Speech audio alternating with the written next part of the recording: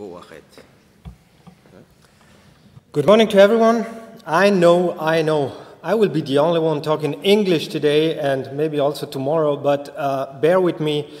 Créeme, es mucho mejor que voy a hablar inglés por amor de la ponencia. Pero en estos días, si tienes preguntas, hablo un poquito de español, así que no tienes miedo, yo no lo he tenido a decir esto, pregúntame. Okay, so I'm Andrea Antonello, I'm an environmental engineer, and if this works, it's not working, so I do this. Okay, I'm an environmental engineer. I've been working in the field of development of GIS for many, many years. I've founded a company that's called Hydrologist and is based in the northern part of Italy. We are also part of the gvSIG association. We are members, and we are part also, I'm a charter member of OSGeo. I'm working mostly on the project Geopaparazzi, gvSIG Mobile, and a project called the Horton Machine, which was what Mario before said, JGRAS tools. I will do a presentation about that tomorrow. Maybe if you're interested, you can come there too. And I'm working mainly in bringing everything into gvSIG. So I am a developer, but I'm also an engineer, and I've done surveys. During the past years, I've really experienced what it means to start with such big things and heavy things like the Panasonic tablet, which weighs a couple of kilograms, and if you walk around surveying with that, it will be a bit heavy. Then after that, the ultralight tablets came, and it made things a bit more easy, but still you had something of that size and at least 1.5 kilograms. Then we went, a couple of years later, we started to have the Trimble Juno, which was kind of this size, and it made it easier to survey in certain situations because you could kind of use it with one hand. But this was still not getting there because we, as engineers, as surveyors, sometimes we are in a situation where we really need to work in a very simple, quick, and easy way. And at some point, Android came. And Android made it possible to use just your smartphone and made it possible to survey in practically any situation. And I mean really any situation. So that said, I will talk today about Geopaparazzi itself from 3 different angles. One is the user perspective, but I will be a bit fast in this part because there are things that have already been said over the years, and I just keep them for record for those that do not know Geopaparazzi at all. Then I will do a very, very short introduction for developers, and in the end I want to also give a little scenario for decision makers. So let's start with the users. A user, as I said, is the person that is really out on the field and doesn't care. They want to be fast, quick, have their survey on the phone and then on their computer, most probably. For them, Geopaparazzi is a tool to do technical surveys. You can just have your smartphone with you, or you will use a tablet if it's a more complex survey, but you will be able to get information in your device like points, GPS logs, and images. If I'm here talking to you about this, then it's because the device, the application has a map. So you have your map view, and you are able to put information you survey on this map. There's a simple dashboard, few icons. It's really meant to be extremely simple. It's not a GIS, it's a surveying application. And you can kind of give an order to your nodes. You can sort them against the distance from where you are standing at. And the same goes for GPS logs. In GPS logs, you can also, if you, instead of tracking a GPS log, you need to follow a track that has been given to you, you can also import a GPX file and follow the track on your map. You can also style kind of the GPS log. You make the line thicker, of a different color, and you can visualize in a chart the log profile in speed and elevation. Supported base maps are kind of everything, let's keep it like virtually everything, there is a vector map format, it's called MapsForge, which is the best for offline use. It represents an OpenStreetMap background. And the nice thing of this format is that in kind of 500 megabytes, you can have a whole nation.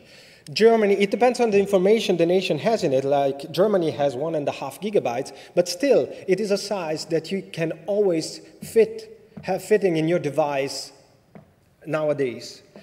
Other maps that you can see are MB tiles databases, tile mapping services, or web mapping services. So you can choose whether to stay online or offline.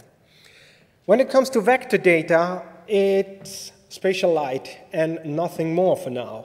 I think we will also migrate to support H2 GIS. As we've seen before, you can create the data in gvSIG, so we will support that in a short time. But for now, it's spatial light. You can load a database, which is a file, a single file, and inside that, you will have different tables. It will show you the tables that can be loaded, the spatial tables, and after that, you can also decide to label them and to style them. And then you overlay them on the, let's call them tiled or raster vector base maps. There are also some a bit more advanced tools. To use those, you will need most probably to get your feet wet in the GIS part. For example, if you want to create from a whole pile of shapefiles a spatial light database that you then can use in Geopaparazzi, you have to use the JGRASS tools, Horton Machine plugins that are available for gvSIG. In there, there is a module. It's called Spatial Light Creator, and it will ask you for a folder of shapefiles. If you have styled them with SLD, which is a specification, an OGC specification, an open standard, and is supported also in gvSIG. If you style them with SLD, it will give you the possibility to do even thematic styling on your phone for vector data. So you can have different colors based on an attribute for polygons or for lines, and in the case of points, you can even decide different sizes a part of the color. This makes some certain surveys quite nice to use, because changing the values will also change the thematic style while you are doing your survey. Another advanced feature is editing of the layers. You can select a layer to edit, and then you can enter the editing mode, which will give you a pile of different icons with which you can create polygons, lines, and points. Just to give you an example, for polygons, you could add your polygon by tapping. If you need instead to keep the phone in your pocket and go around over a landslide and you want that polygon, you can enable GPS streaming. So you enable that, you walk around, and it will create a polygon from the GPS stream. If you need to be a bit more precise, there is a third option where it will insert the points in the crossfade that you have on your screen. And there are some simplified tools to do editing. You can't drag around the points, but you can extend or cut. So the simplification here is you draw a second polygon, and with the extension tool, you connect the two. It will give you a preview that you see here in blue. And if you say, OK, give me that change, it will create the new polygon. Import and export is kind of the same as it has always been. The best bet to import data is probably GPX for the GPS logs, and the best bet to export data is KMZ. KMZ is the best format because it exports everything you have, even complex nodes with the images in it. One project we had with the association this year, and I will talk about later, and there is also a presentation tomorrow about it, funded the possibility to export also to PDF. So if you're not a GIS user, these are the screens that you will need, because they export all the structures of data, the whole structure of data, in a single PDF in tabular format to give all the information your project has. If instead you are a GIS user, then we have some more tools for you. And these are the tools, Geopaparazzi tools for gvSIG. They come with the plugins of the JGraphs tools library, and it makes it possible to prepare your data, your background maps for Geopaparazzi, and even to connect to a Geopaparazzi database and import the data into your GIS as shapefiles and media libraries. There is also a third option we will see that is not yet available, but I hope on Friday we will solve this with some of the gvSIG developers. So first things first, you want to create a background map. It's very simple. You get a main menu in which you have something called Create Geopaparazzi Tiles, so it's kind of easy. And you zoom to the region you want to have on your mobile device, and that small box asks you, what zoom levels do you want to cover on your device? What kind of image do you want to use? If you use aerial images, you want JPEGs. If you use technical maps, PNGs. It's not a big issue. And then if you run it, it will generate the MB tiles database for you. And if you move it on the device, it's really a nifty looking because it looks exactly the same. And if you overlay vector data, it will merge them together, and you can make quite particular maps, technical maps that can help you in your survey. If you have the plugins installed, the Add Layer action will give you an additional possibility, which is the tab for Geopaparazzi. There you just need to select a Geopaparazzi database, and it will load it and show you the metadata of the database and also the available layers. Once you push the OK button, it will generate shapefiles for all the available layers in the Geopaparazzi project and load that shapefiles in your project and visualize them. And it does also the styling that you had in your Geopaparazzi project. Everything that was available in your particular form-based data and complex forms with images and whatever was in there is flattened into the attribute table. And you will find the same names, and it will be easy to follow where the information is. The only thing that is not so easy to get is, is the images you have inside the project. But for this, we have a tool, the second tool, where you can just select the points in your map view in the layer, and it will extract the images to show them to you. So it's an easy way to browse a Geopaparazzi project and use it, convert it in GIS data to use it to do some work. There is another project, another module which makes it even easier to browse a project. It's called Project Browser. Unfortunately, this tool is what I told you. There is a small incompatibility with the NASA Whirlwind since it has a 3D view with the plugin of NASA Whirlwind, but I think we will solve this on Friday. And I will show you how it looks like at the moment in the standalone version of the tools, but it will look quite the same. It's just a view like this, and you can load a folder. I'm serving 10 years now, so I have a folder full of all my projects in Geopaparazzi projects, and even the non-projects, so every time I come to Valencia and do a tapas tour or something like that, I always eagerly keep track of everything. And if you load that folder, it will show you the whole list of projects. And you can open the project, and it will show you what you have inside, which GPS logs, which nodes, and which images. This makes it very easy to keep a whole archive of these data sets. And you can obviously load the project in your view. And if you select, for example, a log, a GPS log, it will zoom to the area with the log. They are colored the same as on your device. And it will also, in a chart view, it will show you the profile, the elevation profile of your log. The same way, you can also extract images from your project. This is more a normal user, not so much advanced user that has to do work with the data themselves, but that want to keep the projects easier searchable.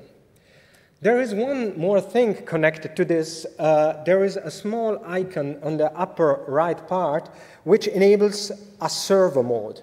So if you click that, your gvSIG gets a server which listens to connections of Geopaparazzi. So you enable this, you know the IP address of your computer, you open up Geopaparazzi, go into the settings, there is a cloud settings mode where you have to insert the IP address. If you do that and push OK, and you go in the import view, there is a cloud project entry. You push that, and it will connect to your gvSIG and download the whole list of Geopaparazzi projects. So the same list you were seeing in the view, in the project browser, you will see it also on your device. And at that point, you can click on one and download it on your device. The same way, if you finish your survey, you come home and you want to bring the project to your archive folder, you enable gvSIG, you go into the export view and you upload with one click the current project into your gvSIG archive. As I said, a very, very small part for developers. The last year, hydrologists and Scolab, due to some projects with the association, have worked together trying to make Geopaparazzi a bit more pluggable so that it would be possible easier to customize Geopaparazzi with plugins. It's a start, and there is not so much there, but some things can be done. For example, the application can be branded, and you can add, through a plugin, items to the import and the export view. So some of this, at least for developers, documented at the geopaparazzi.eu website. Go there, have a look at it. If something's missing, ask in the mailing list, and we will try to add it. Before I won't go on with the rest of it, I would like to give you just a small example. With this, less than this 15 lines of code, you can pass from this to that. This doesn't mean that gvSIG Mobile is just that. gvSIG Mobile is much more, but I'm only talking about the branding. With these 15 lines of code, you need to do an application that is called Geopaparazzi, and you want it to be brown. You can, in 15 lines of code... You have 3 minutes. Okay, thank you. Okay, I will be short on this, but you can start branding things very easily, and that's quite important. So, some questions come up.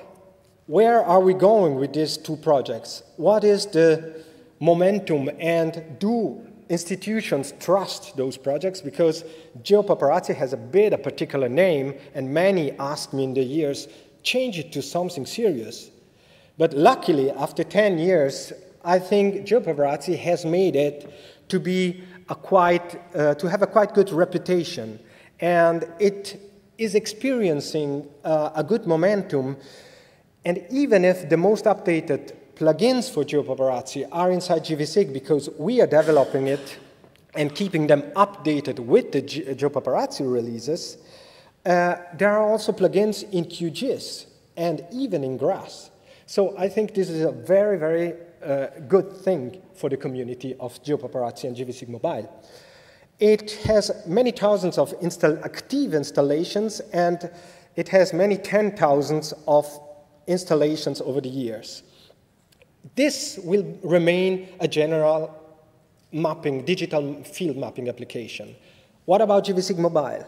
gvSIG Mobile has been released the first time this year, and I would see it as the enterprise edition of Geopaparazzi.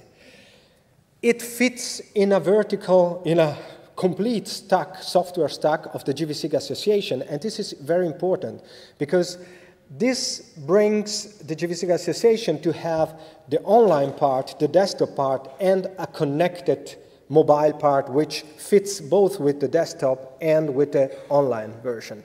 So it synchronizes spatial light data with gvSIG Online. And any project that involves gvSIG Mobile and Geopaparazzi brings good to the whole project, contributes good.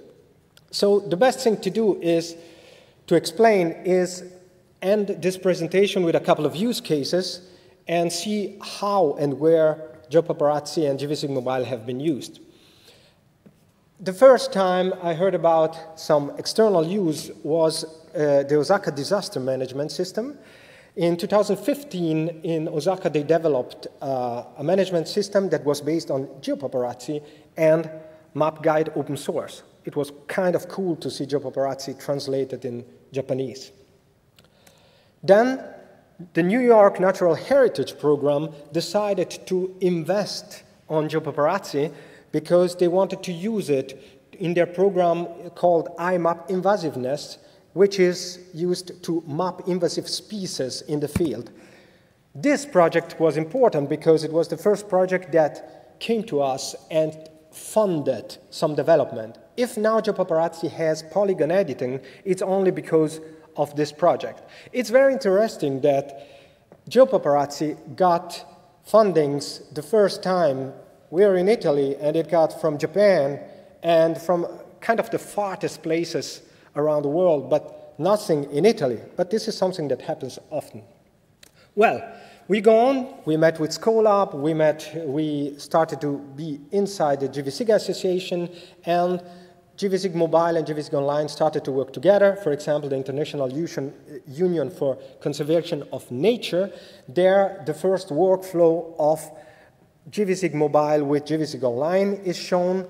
I don't want to talk about it. There is a presentation in these days. Go and have a look at that. It's very interesting. There is also a workshop about it.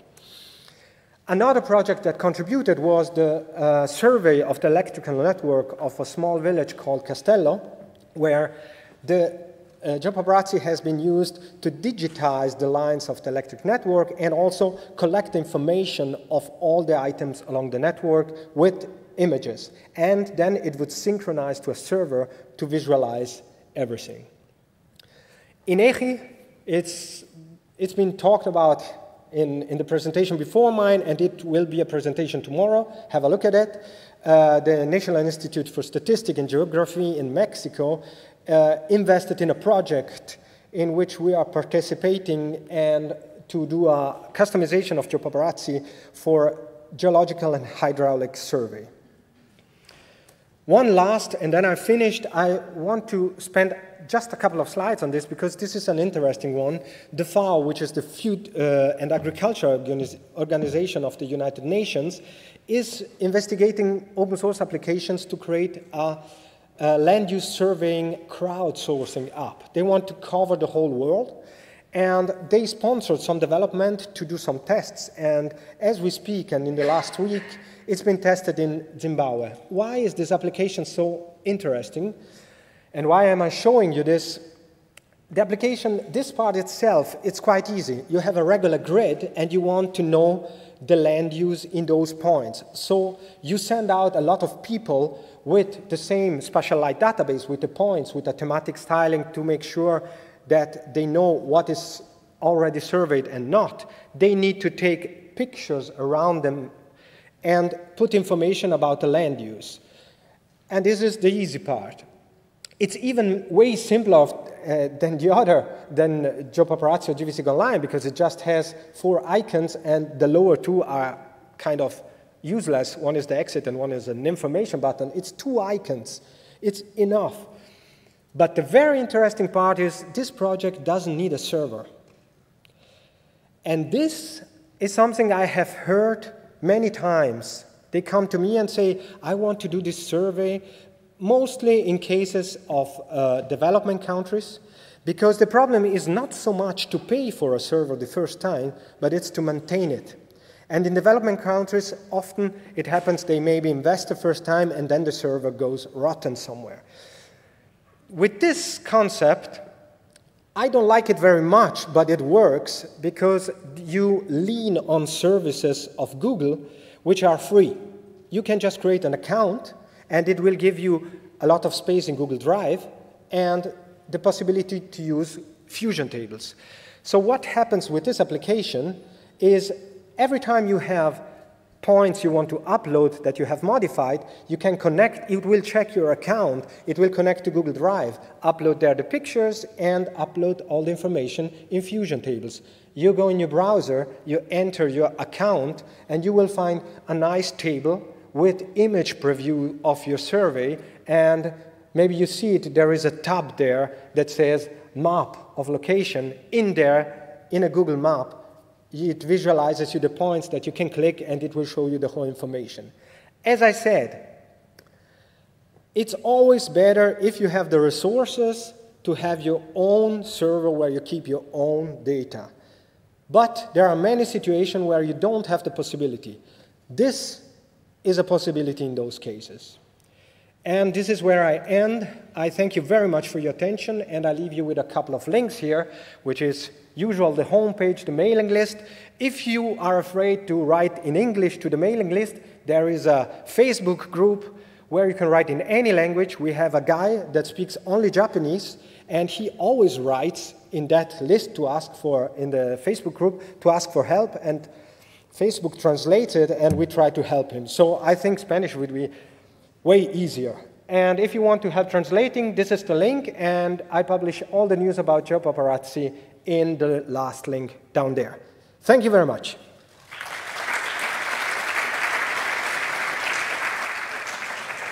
Por tu intervención.